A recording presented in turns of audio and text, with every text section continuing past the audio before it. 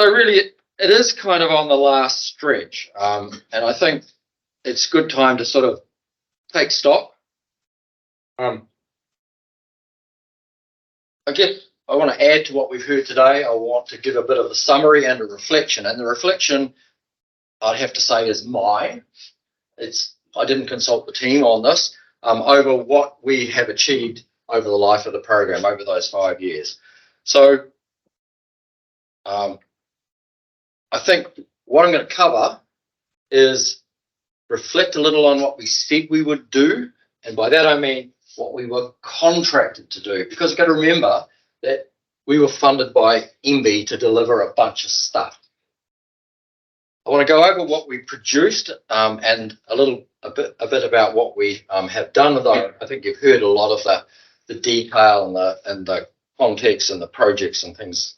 You've heard of that this morning, and I have to say that's not all of it. There's a whole bunch of other stuff that we've done over the 5 years. I want to talk a little bit about implementation and how the various bits of work have or are being used. I want to also outline some of the outcomes of the work we promised MBIE we would deliver, and we have to promise outcomes. And the problem with outcomes is sometimes they don't happen until 5 years, 10 years after your science has been done. I want to talk a little bit about what's happening next, and then I'm just going to wrap up with a few acknowledgements and just thank a few people. So in our bid for funding way back in 2017, we said our program would deliver the following impacts, and don't read it, please. Some of the things are highlighted in bold. My take is that I think we can confidently say that we've done most of what we said we would do, and with I said a little stretch, but probably with a bit bigger stretch and quite a bit of inference, I'm confident our research is going to contribute to future impact. And impact is one of those things that MBIE is also keen on. It's what our whole science system is focused on. It's impact, outcomes and impact. Excuse the jargon, but that's their jargon, not mine. Now, there are a few areas where we could have and probably wished we could have done a little bit more. But we need to remember that right smack dab in the middle of this 5-year period, we had a global pandemic. And it did force us to do things a little bit differently. It forced all of you people to do things differently. So how many people are now working from home 2 days a week? How many people are working in cities that is the place of employment, but they live in another place? I've already learned some from a couple of people today. This is the new way of doing things. Back in 2017, people weren't doing that stuff. The world has changed. I think we also need to understand that when we put a proposal up to MBIE, we, as the proposers, need to be aspirational in what we're going to promise them in order to get that proposal over the line and get the funding. So we often promise maybe a little bit more than we know that we can deliver, but that's what we do. So what I'm going to try and do now is summarize the program in the following slides, not from a technical perspective, not from all the wonderful papers and the models and all that sort of stuff, because you've heard about that. But what I want to do is talk about things in terms of outputs, outcomes, impact, and implementation. So I think from what you've already heard today, that the central premise of the program being that smarter targeting of erosion control as a real concept and a promise has really been advanced by the work that's happened in this program. But as I say, and we tried to maybe get you to voice that before, you are the ones that need to be the judge of that, because it is not us to judge. So one of the key metrics MBIE measures us on is the number of scientific publications we produce for the amount of money we receive. And you will note that throughout the presentations today, we've had the presenters put up papers, things that we've produced.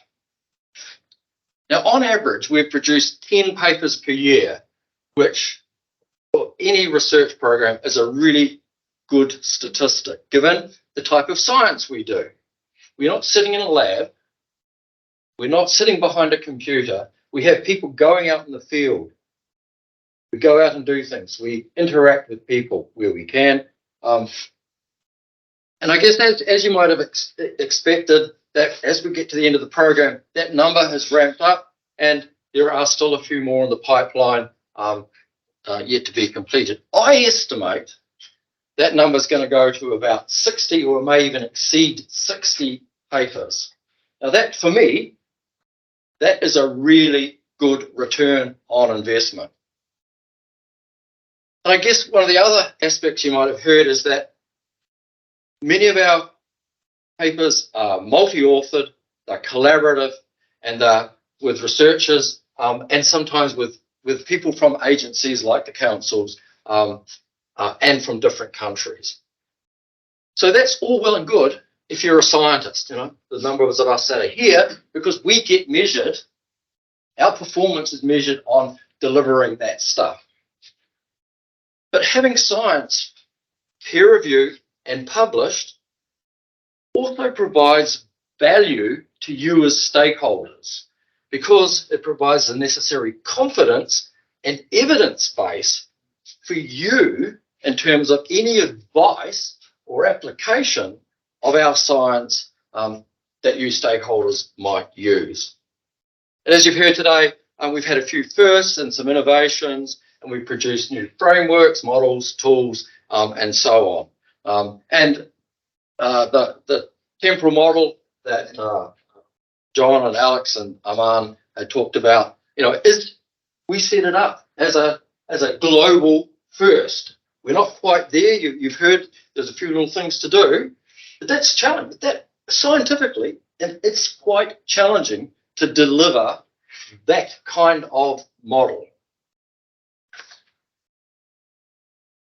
One of the things we aimed to do from the start was ensure that we communicated our research, and we might not have been as connected as we've just heard, but we tried a number of channels, and one of those was our STEC News. It's only done annually, but we've delivered 5 annual issues that have contained 28 articles that have summarised different aspects of our research as it progressed.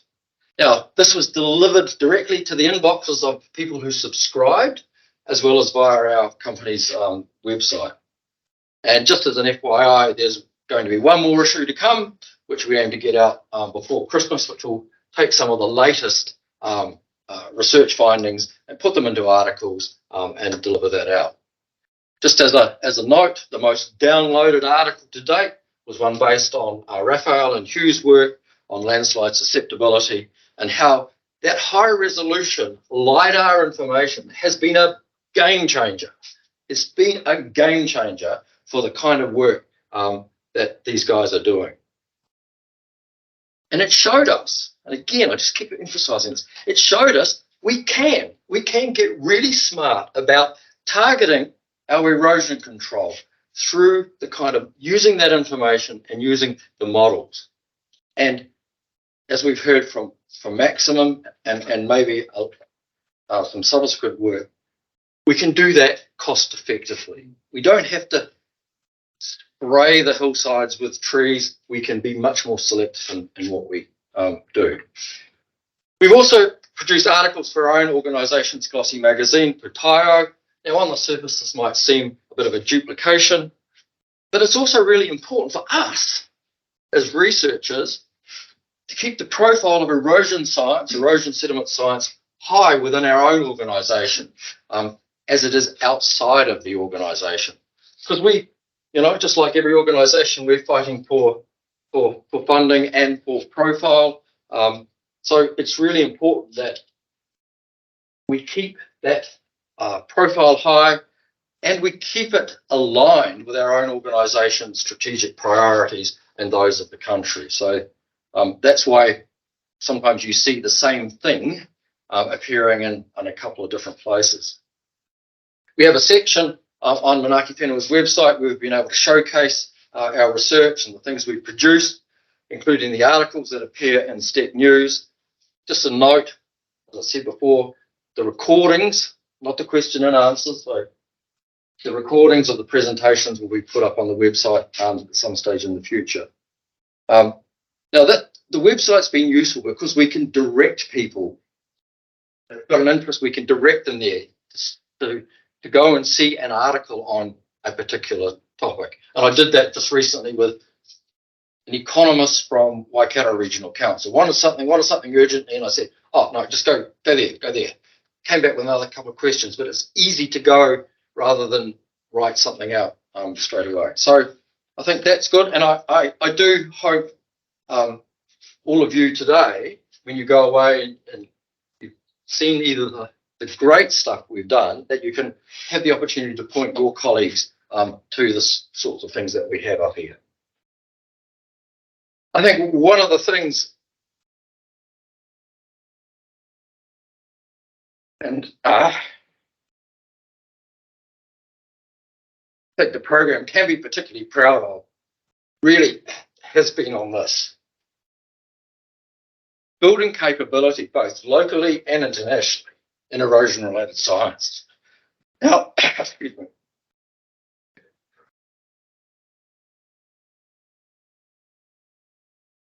I think we've been really fortunate to have had a great bunch of people working on various aspects for their bachelor's, master's and PhD programs. And I guess without their contributions, both in terms of their enthusiasm and their output, we would not have achieved all that we have.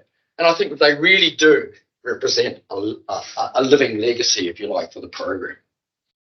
Now, I've got to mention, and again, thanks to Liz, I've got to mention that all these students have been supervised and have been mentored by the research staff from the various institutes that are engaged in the program. So a huge thanks to Hugh, Andrew, Simon, Marcy, Daniel, Sam and Ian for helping create this generation of researchers. So, you know, it's a really, really important contribution, and we should not, should not forget it. I think you've already heard COVID impacted a lot of what we had hoped to do with iwi in the Whanganui and the Manawatu catchments. However, I think we still managed to do some of this work. You've heard a little bit from Garth in the 5 years, and we've helped build that capability and capacity with local iwi in terms of their engagement with science. And they may be several steps removed from this kind of institute, but I think, as Garth mentioned, we haven't tried to push stuff down people's throats, as it were, but we've tried to work alongside where we can, and it hasn't been easy, where we can, so that the Mātauranga and the Western science can kind of come together. So a big thanks to Garth as the program's kaihotu for basically holding and maintaining those various relationships with iwi on behalf of the program. Stakeholder interactions. One of the things we also wished to do when we set out on this journey back in 2018 was involve our stakeholders in our science as much as we could. Things all started out pretty well, but then the pandemic hit, and that really did put a spanner in the works.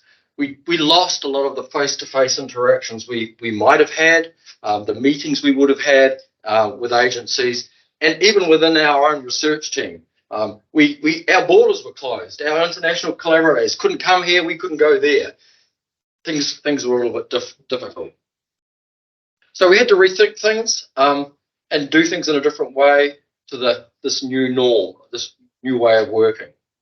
So some of the things that we wanted to do didn't eventuate.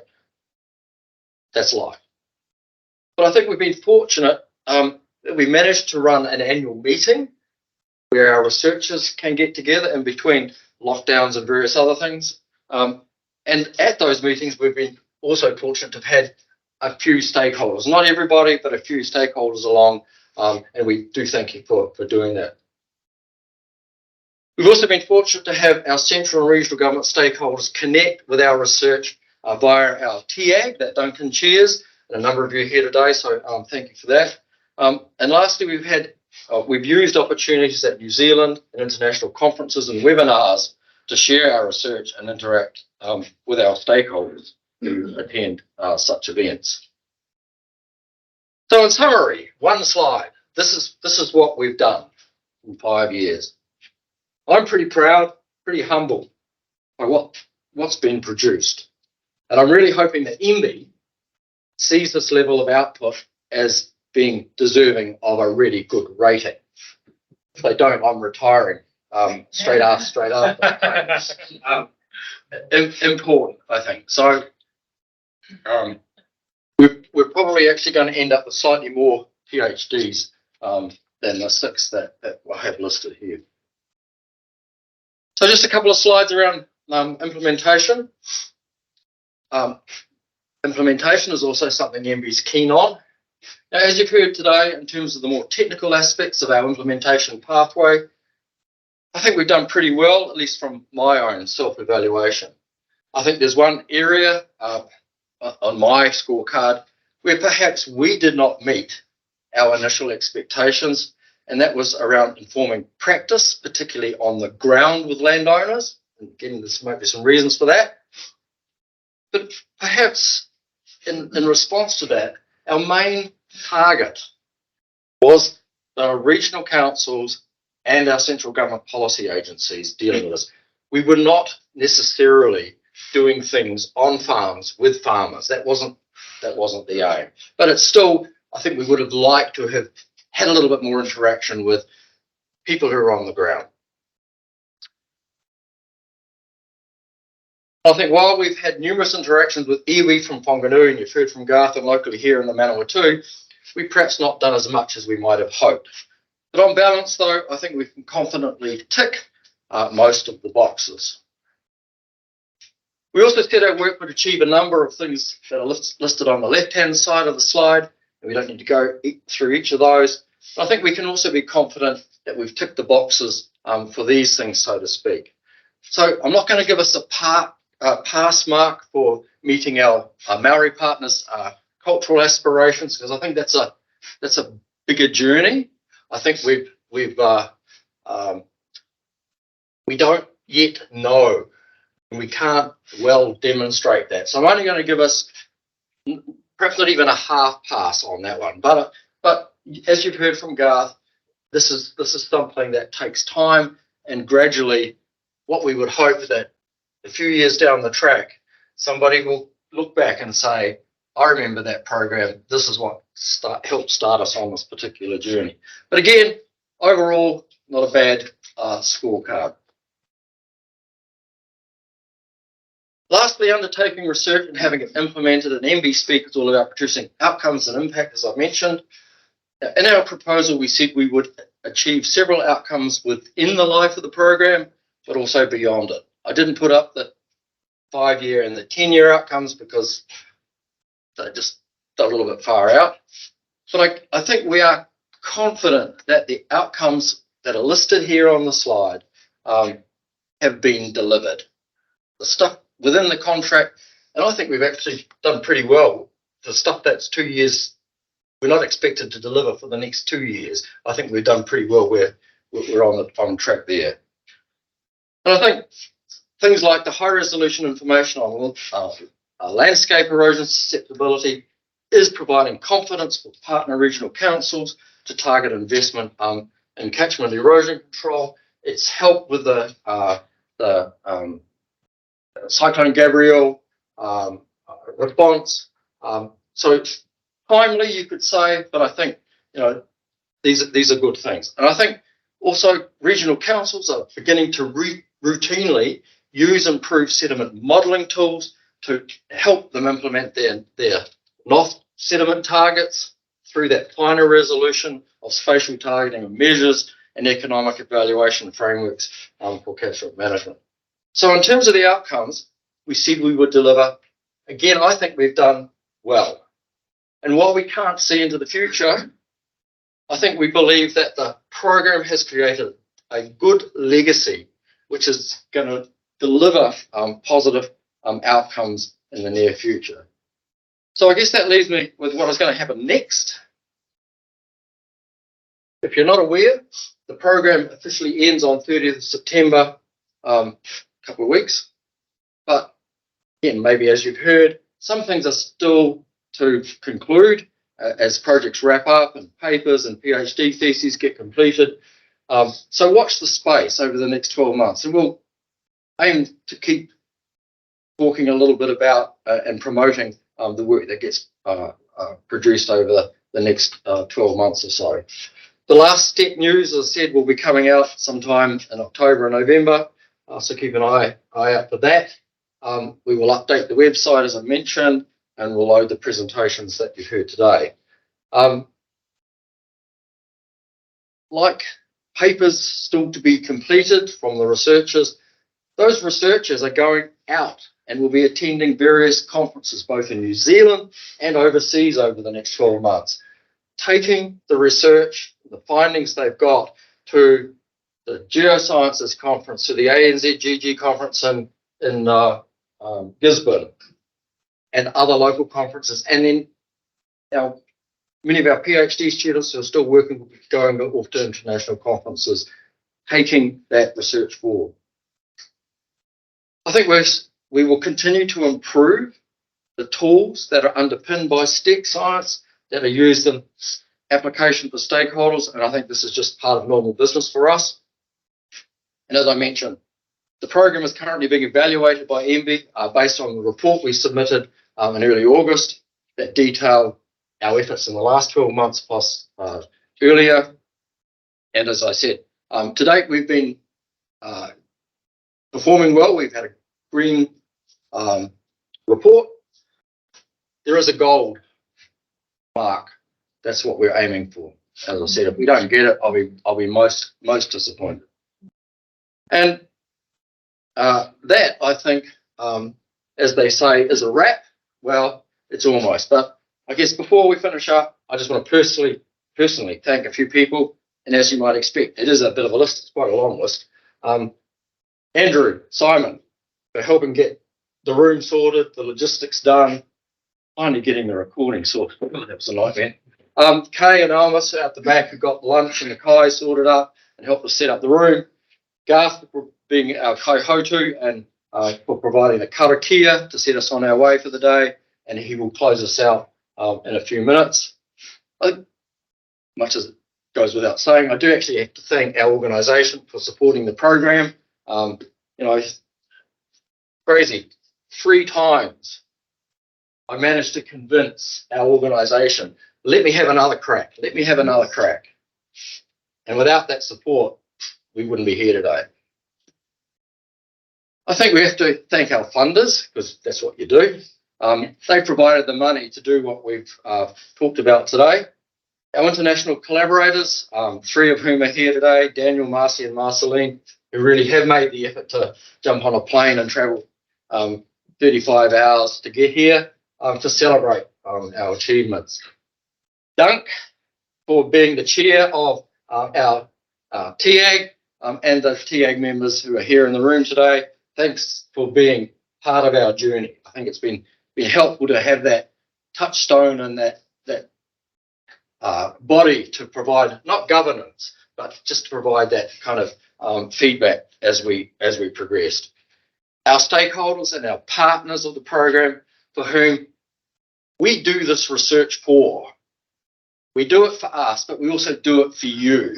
We're here to solve Aotearoa's problems, and our research is there to help you do things. Researchers don't go out into the catchment and make decisions about what to do with land.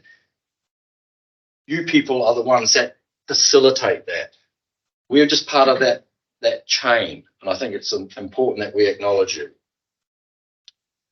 A big thank you to the presenters today who've shared their results, and I think pretty well kept to time, so the program has done well. A great big thanks to Hugh for helping me co-lead this research program over the last 5 years. He has helped keep things pretty much on an even keel, but he's also ensured that we've strived for a really high standard in the science that we do. And also that I think that goes with our supervisors of our PhD students. So I guess it's left for me to declare it is a wrap. But for the final karakia from Garth to close us out, to wish us safe travels and a happy dinner for those who are fortunate enough to celebrate with us tonight. So over to you, Garth, to finish up. Thank you, sir. Thank you.